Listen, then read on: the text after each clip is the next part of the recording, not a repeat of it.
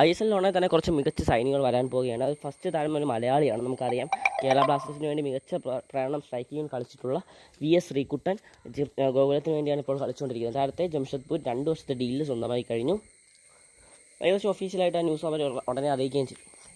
രണ്ടാമത്തെ എന്നുള്ളത് ദേബ്ജിത്ത് മജുങ്കൽ. നമുക്കറിയാം ചെന്നൈയിൻ FC മികച്ച കാവൽമാലാകിയായിരുന്ന ദേബ്ജിത്ത് മജുങ്കൽ ഈസ്റ്റ് ബംഗാളിനും ATK മോഹൻ ബഗാൻ ATK ആയ സമയത്ത് കിരീടം നേടിയപ്പോൾ അവിടെ ഗോൾ കീപ്പറായിരുന്ന ദേബ്ജിത്ത് മജുങ്കൽ ഇപ്പോൾ പോയിരിക്കുന്ന ഈസ്റ്റ് ബംഗാളിലേക്കാണ്.